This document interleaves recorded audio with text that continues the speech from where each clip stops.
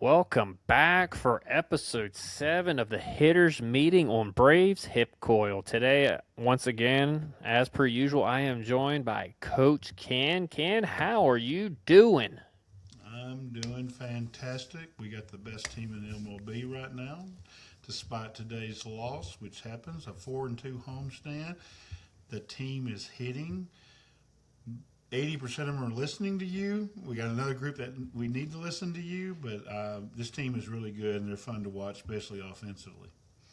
Yeah, it's been a blast for the most part watching this team. Look, we're going to go ahead and get into it just because I'm tired of talking about it. You're tired of talking about it, and I'm tired of talking about my favorite player and reading how bad my favorite player is doing and that we shouldn't have given him the contract, yada, yada. I'm just tired of it. So we're going to go ahead and get it out of the way, and we're going to do this as well. So we're going to review our picks to click. Obviously, I had Big Thick. He did not do well. We're going to leave it at that. I'm not even going to say anything because I'm tired of y'all talking crap. If you want to look at the stats, you can go look at them. Ken, you had Mr. Rake Baldham, and he went 3 for 11 this series. It's pretty solid.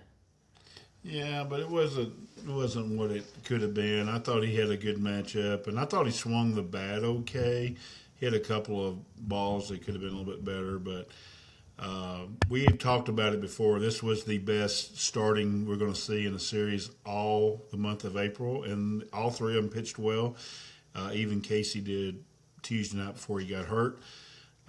Today, Valdez was perfecto, and we were kind of lucky to score 2 runs. But I'll take it. 3 for 11 is respectable, but we all wish we'd have picked Ozzy because Ozzy was the one who had the most solid series.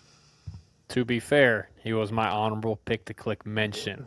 He was. He was my honorable pick to click mention, and did he hit 1 or 2 homers this series? I can't remember. Too. Hit Dose, yeah, and I think he had like 5 or 6 hits, drove in some big boy runs. So I will take that from the little monster. And y'all who said he was going to regress, you can suck it. Thank you kindly.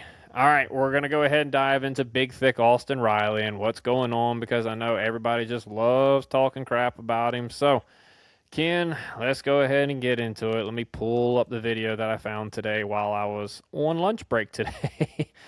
All right, so here's Big Thick up against Fromber today. All right, so nothing wrong with the setup. Everything looks good. And I'm going to show y'all exactly where things start going wrong. So as you can see, he's loading. Everything looks good.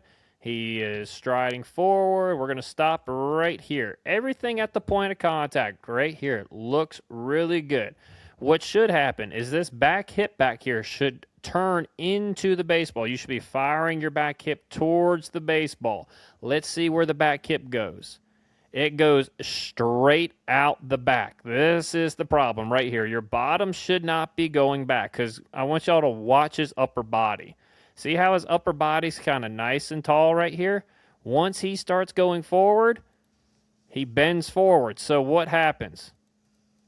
He misses the ball and he is right up under the baseball. That is what's going on with Austin. He is not holding his posture. I'm going to let y'all see it fully in replay just so y'all can see what the whole thing in slow motion. Everything looks good. Bottom starts to go out from under him. He collapses, and he's right underneath the baseball. That's what's going on with Austin Riley. So my recommendations for him, work on your direction. That, to me, is that right there because I've had that problem a lot in my career. Your direction's off. You're pulling off the baseball. In other words, that's how everybody likes to explain it. There's 5,000 ways you can pull off a baseball. His is his hips are getting out from under him. So instead of backing out, you need to focus on driving your hip towards right center field. If you do that, more than likely he's going to stay on the ball. He's going to be able to start hitting the ball again because when he was in Philadelphia, he looked great. And then things started going wrong. So hopefully he can get back in on that. Ken, do you have anything to add on Big Thick Austin Riley? As a pitching coach, we'd see that hip go out, and we knew exactly how we needed to throw him. And that's the very hard inside, and just anything away you shouldn't be able to get to. I do have a question for you, Mr. Hitting Guru. Grant McCauley brought it up today and said that against left-handers, he's actually staying in and hitting a little bit better than against right-handers. What is he doing to overcompensate against right-handers that's making him to pull off the ball drastically like that. I think honestly this year he's more comfortable with the ball coming into him. Because think about the only time you have the ball going away from you is a left-hander with a changeup. And I mean, more times than not, they're still going to attack you with the fastball. And I think that's the pitch that Austin's been getting to, or they've been leaving the breaking balls up a little bit, and he's been able to adjust to that. I think the reason why he's having a hard time against right-handers is because they are hard in and then really soft away. And today he struggled against Fromber because Fromber had a really good changeup, and that's what he could not. That's where his hip kind of kicked out on. I watched I think it was his last two at bats today, and you saw it. He stayed perfectly, like his bottom stayed under him really good on that changeup that he ripped down the line that was barely foul. But he's having inconsistencies with that when the ball is soft away. That's the only thing I could think of personally. I agree with you. That's what I was thinking too. I just wanted to see if you were on the same line. So hopefully we get Austin fixed and quickly, and he'll add a lot of hump to our lineup.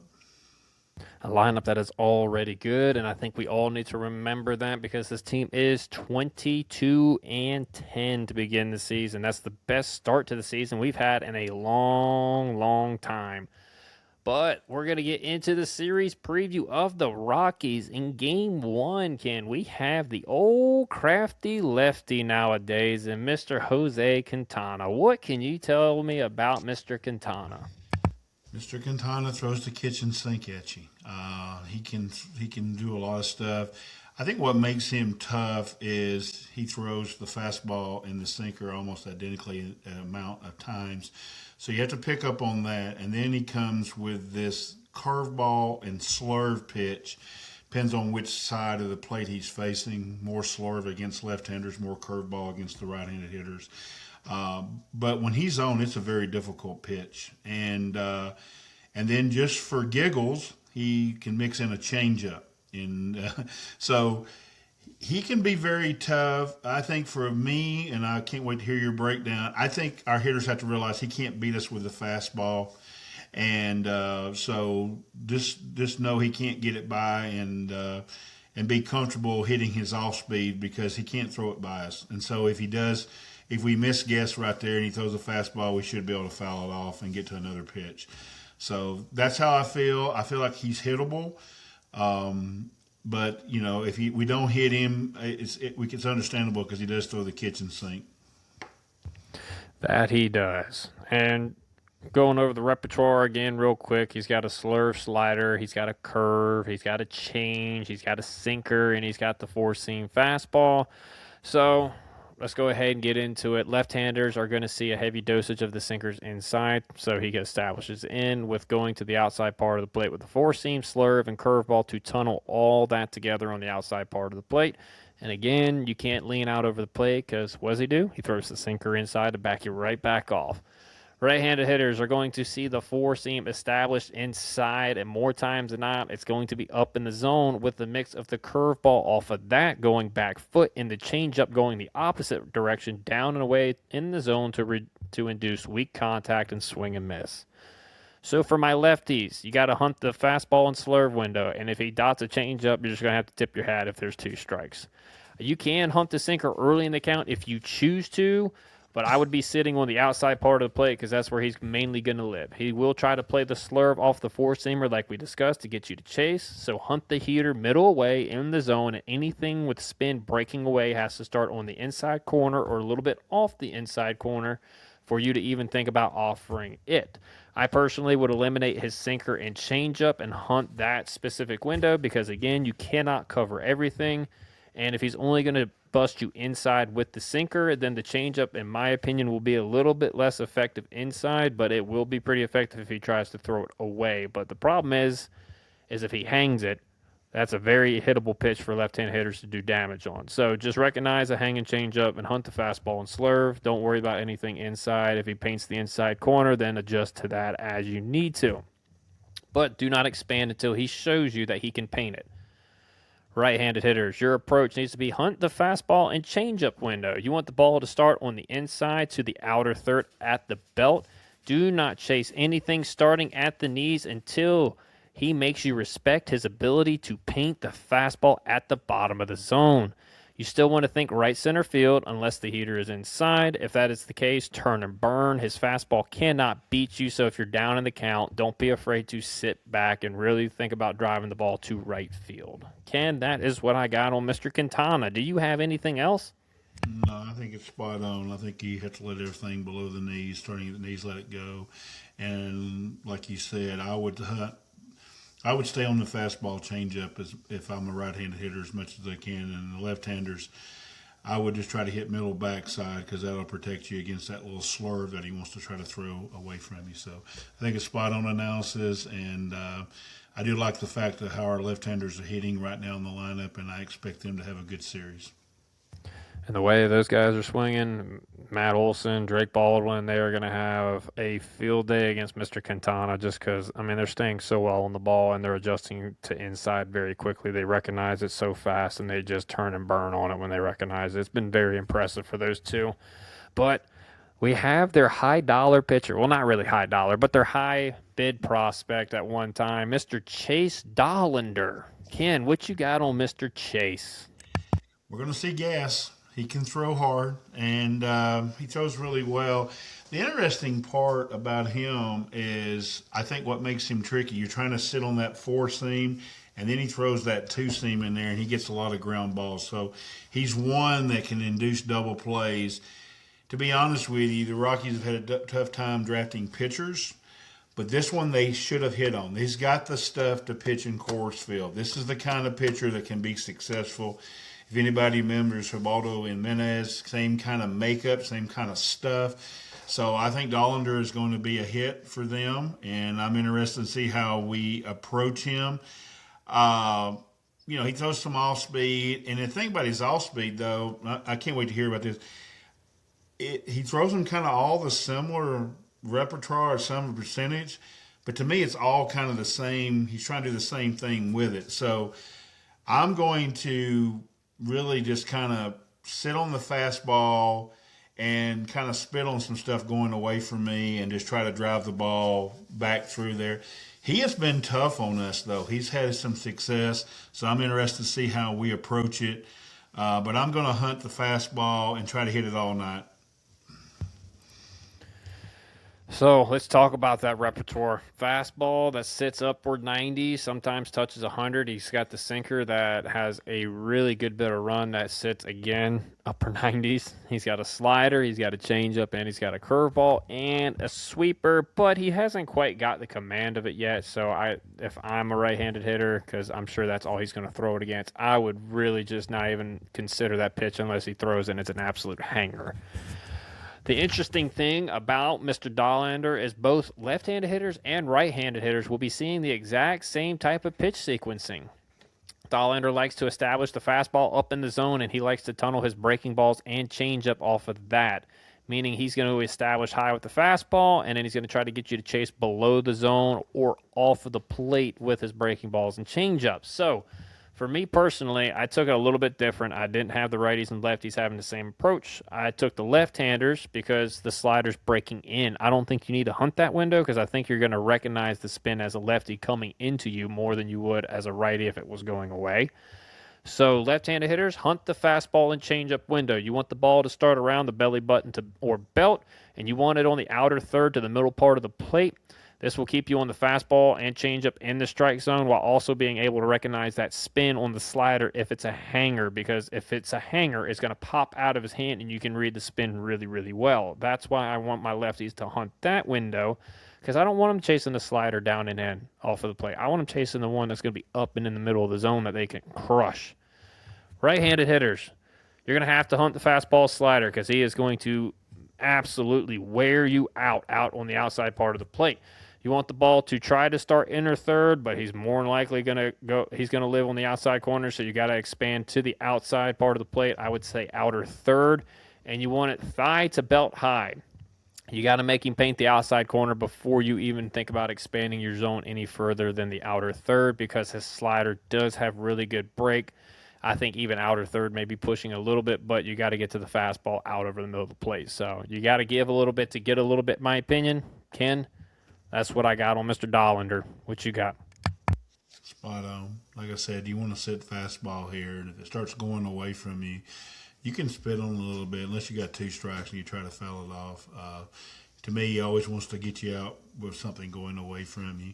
Again, our left-handed hitters are doing a good job of that, driving the ball backside. So, as I said in the previous guy, I can see our left-handed hitters having a very good series here if they stay the way they're hitting right now. Um, Not to try to toot him up, but we know where everybody wants to bury him. This is the kind of guy, if Austin was said he can actually hit this guy because he's going to have stuff coming at him, which Austin kind of wants right now. So, and then we're going to talk about the next guy in three. These are two guys that Austin maybe can do some stuff against. So we'll see. But let's face it, this is to me going to be the toughest of the three right in the middle. And so the good thing going for us is we're going to throw our ace in that game. And that's worked for us now twice. We've talked about the middle guy being the best pitcher, but we're sending our best pitcher so our offense can put 3 or 4 runs on the board. We should be in good shape Saturday. And let me remind everybody, we put runs on the board against Scooble. So at this point, there's not a pitcher that we're going to face that's going to be any more tougher than Tariq Scooble or the pitching staff that we faced against Detroit. So our lineup's good, and they're going to hit. And they're going to hit the pitchers, man. And it's the one thing that I think is really that will really play a key for Dollander against right-handers is if he can front door that sinker. If he can hit the outside corner with that sinker where it starts off the plate and comes right back on, because then as a right-handed hitter, you're like, oh crap, he's painting the outside corner with that. Now I got to look to expand my strike zone. And that opens up a whole nother tunnel if he wants to throw a slider off of the tunnel with the sinker. So hopefully he doesn't have command of the sinker, because if he does, it could be a really long day for our right-handed hitters against him. But we're going to move on to game number 3, Ken. And this is the old crafty lefty again, Mr. Kyle Freeland. What you got on him? He's one of my favorite pitchers in the game that nobody knows. I like Kyle. I think he's a bulldog, and he'd be a kind of guy that I wouldn't mind in the Braves rotation as a number 5. He throws good stuff. We talked about how throwing the kitchen sink. Well, this guy throws the kitchen sink because he don't have a pitch. I don't think he throws more than a third of the time. So you're going to see everything. He has a weird kind of knuckle curve that he tries to keep hitters off balance with. He has a decent enough fastball. I think it sits around in the low 90s. He's going to try to get you out with the sweeper. I don't know what he calls it. The slider, sweeper, whatever he wants to call it. But he's kind of funny. He's one of those, kind of like a little bit of our Holmes. He's very hittable the second time through the lineup. So let's see how he is and be ready to hit him. And just because he might get us out the first time doesn't mean we won't hit him the second time through. So he's one of my favorite pitchers to watch pitch that nobody really knows about. And so I'm interested to see what you got to say about him. Yeah, he's kind of reinvented himself a little bit, Ken, because he was a big sinker guy the last couple of years. So this year he's sitting more of that 4-seamer, and the sweeper that he's got is new, so he's been using that a ton, and that seems to be working for him a little bit because he's off to a pretty good start this year. So with that being said, his repertoire is a 4-seam, knuckle curve/curve, slider, sweeper, changeup, cutter. And he does have a sinker, but I will say he has severely cut the usage of that pitch down. So that'll be interesting to see how that plays out. Left-handers are going to see primarily fastball sweeper, so you got to hunt that window. The sweeper breaks a lot, so if you read the spin and it didn't start on the inside corner or a little bit off the plate inside, it's going to be a ball, so you got to spit on it. If it's a fastball out over the plate and you recognize it, then you should be able to smash it. So don't chase the sweepers off the plate. Make sure you bring him in the zone with that pitch, and you should have a lot of success. So lefties, make sure he stays in the zone. He's going to try to get you to chase. That's how he's going to get you out. You got to make sure that you stay disciplined and make sure that you bring him into the zone, because if he's in the zone, he's going to be hittable. If you just watch that highlight reel, every single strikeout that he had wasn't on the pitch on the inside on the strike zone. It was all down and out of the zone. Right-handed hitters, you're going to see more of the kitchen sink, but he wants to live on the outside part of the plate. So right-handed hitters, you're going to get the kitchen sink, but he wants to live on the outside part of the zone. So don't chase the breaking stuff off the zone inside. You got to hunt the fastball changeup window, and you got to spit on the spin until you get to 2 strikes, unless it's an obvious hanger out over the middle of the plate. I would even choke the plate if I were you. I would get up on the plate because that's going to make it uncomfortable for him to try to land a pitch on the inside corner. And if he throws a back foot breaking ball, there's a higher chance that it's going to hit you. You want to see the ball start high or to the belt, so about thigh high to the belt, inner third to outer third, so you got a pretty wide range. Make him paint the corners and bottom of the zone before you expand down there. So you want to see the ball up, and you want to make sure the breaking balls and changeups are in the strike zone and offer at those, and you want to lay off the stuff down below the zone. And the way you do that is don't chase the fastball that's down there. Make sure he can paint that before you even think about offering. Ken, that's what I got on Mr. Freeland. You got anything else? No, go watch a lot of Paul Goldschmidt and Christian Walker videos because they tend to own Kyle Freeland. So whatever they're doing, give Paul a call and use that as part of your hitting video. So I think we'll hit him. I think we'll hit him Sunday, and it'll be exciting to see Spencer on the mound for us. So tune in Sunday. It should be a fun game. And like I said, if we don't get him the first time through, he tends to struggle the second time through. He's having a good year, like you said. So, and take a look at him because if it gets down to the trade deadline, he would be one of the guys that could be mentioned to us. So, I'm a big Kyle Freeland fan, so I'm excited for Sunday. All right.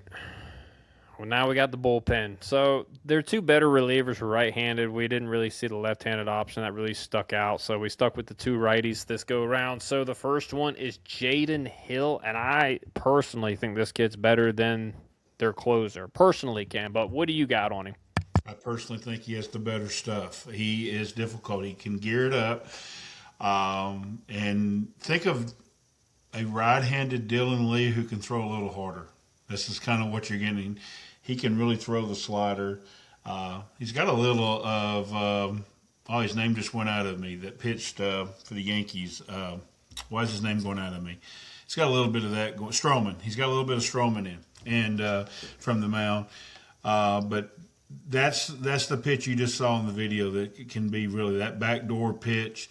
You got to stay on his pitches because he will backdoor you and throw stuff. I think he's got a great arm, and he's the toughest ride to me out of their bullpen.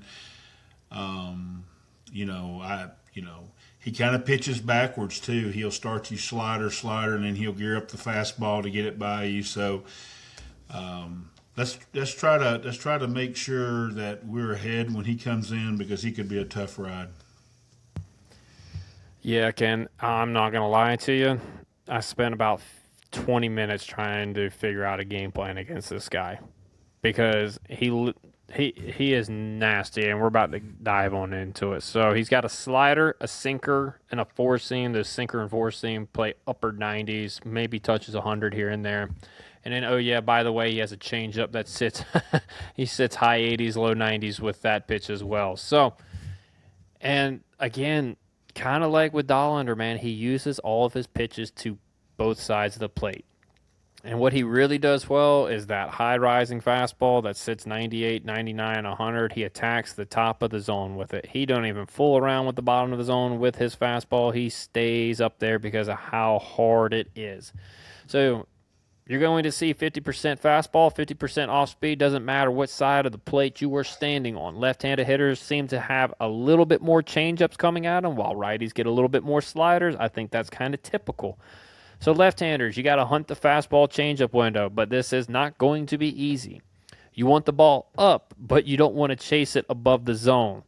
So what you got to do is you got to say, all right, at the belt is the limit. If that ball starts at the belt, I'm going, but if it starts coming up, then you got to leave it alone. So you can't chase the fastball up, and you want to see the ball belt high, inner third to outer third of the plate.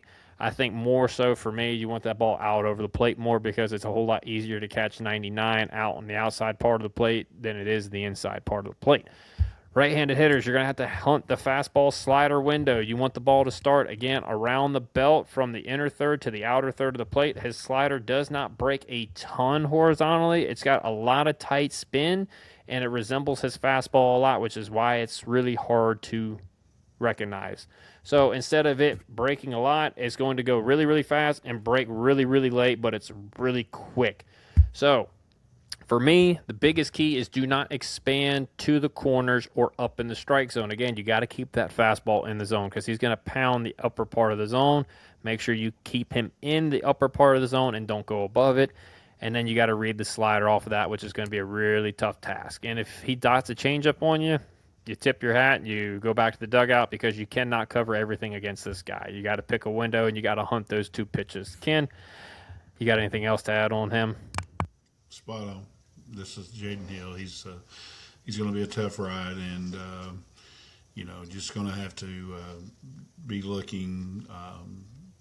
You really need to hit the fastball and understand you can't change off the fastball because he will be late in the count and work you backwards. And by the time you don't think he's going to go in there and throw it 96, 97 and strike you out or be late on it. So I think it's spot on analysis. If it wasn't against us, I'd be really looking forward to seeing Jaden pitch this weekend. Yeah, and the bad part is for lefties who are going to be hunting that fastball changeup window. If you do see the slider pop out of his hand, and he's trying to backdoor it, so don't give up on that pitch either. Righties, he may throw the changeup, but he's going to live and die with the fastball slider combo to you guys, in my opinion. And I don't know if you guys realize it or not, but it is really hard to not expand the zone up when somebody's chasing 99. And oh yeah, by the way, that's the area you're looking for because that's the area that he stays at 80% of the time. So it's going to be a really tough ride against that guy. The next reliever is a former Braves top prospect, Victor Vodnik. Ken, what do you have on Mr. Vodnik?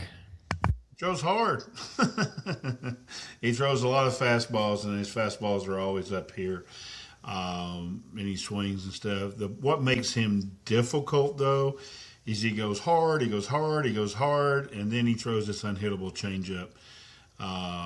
So I just watched in the video there that Oakland Athletic, you cannot not sit on the fastball. To me, when you face these closers at the end of the game, I would do the same thing against Suarez, another tough, same kind of stuff.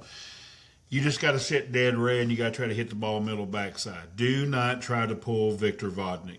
Let him generate the power. Look here, Coors is a huge outfield. We hit the ball in the gaps a couple of times. That's going to be a run. And with our speed, we may have some guys hit some triples. But if we try to pull this guy, in my opinion, if we try to pull him, we're going to set ourselves up for that changeup, and we will not hit him. So we got to sit hard and try to hit the ball backside the whole time. And being a former Brave, it kind of breaks my heart a little bit that he's out in Colorado. And another name, as I mentioned, Freeland, going forward at the trade deadline. Keep an eye on Victor Vodnik coming back to the Braves. So that's my take on him. What about you, Ryan? Yeah, so Victor is, and I'm not saying he's easy to hit, Chad. I'm not saying that, but I'm saying I'd rather face Victor than Mr. Hill because Victor is going to attack one quadrant, and that is going to be the outside part of the plate. Whether it's right-handers or left-handers, that is where he's going to live with his fastball that can reach up to 99 to 100 miles an hour. He's got a slider, and he's got a changeup. He uses a sinker here and there to occasionally mix in and induce ground balls, but it's not one of his go-to pitches. So, like I said, he lives on the outside part of the plate. Left-handers are going to see primarily fastball changeup with an occasional slider mixed in there. Right-handers will see the fastball slider mainly with the occasional changeup every once in a while. So, lefties, you got to hunt the fastball changeup window. You want to see the ball on the outer third of the plate, and you want it to start around the belt to, I would say, about upper thigh. That would be the ideal starting point because even if his changeup drops, it's going to be in the bottom of the zone. But if it starts at the knees, you got to let it go.